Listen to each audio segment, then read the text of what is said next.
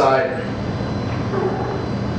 Collaboration is a term that is widely used, but rarely ever fully understood or properly implemented. In reference to the concept of collaboration, Google CEO Eric Schmidt said, "When you say collaboration, the average 45-year-old thinks they know what you're talking about. Teams sitting down, having nice conversation with nice objectives and a nice attitude. That's what collaboration means to most people."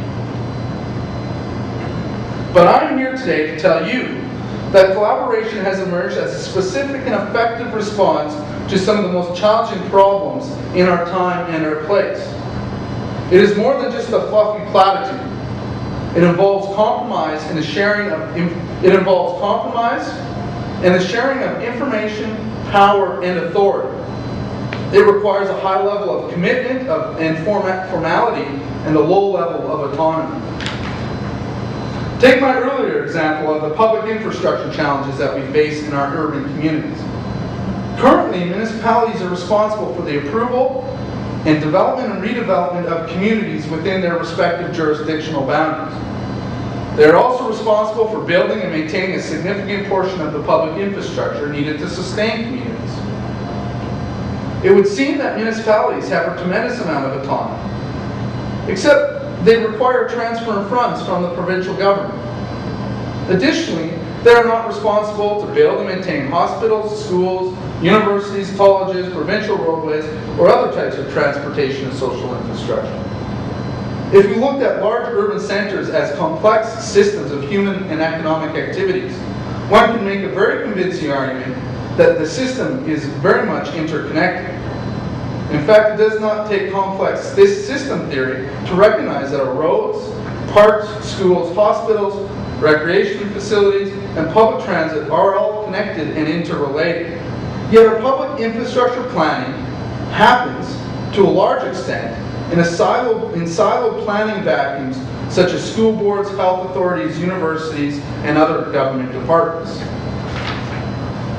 I will concede that on specific initiatives and projects we have made strides in this area. However, we do lack the holistic, wide-scale approach we require to build complete and sustainable communities. It is much easier to communicate, cooperate, and coordinate than it is to collaborate. Another concept of collaboration is in the area of public infrastructure has to do with public-private collaboration. Relatively speaking, this concept is not new. However, the uptake has been of this type of thinking has been slow, and that's for various reasons that I don't think we should get into today.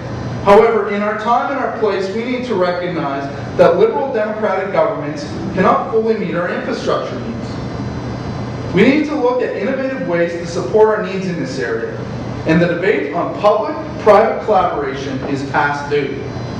The paradox of this issue is that we certainly have, or that we already have a form of public-private collaboration in respect to public infrastructure today, and have for decades.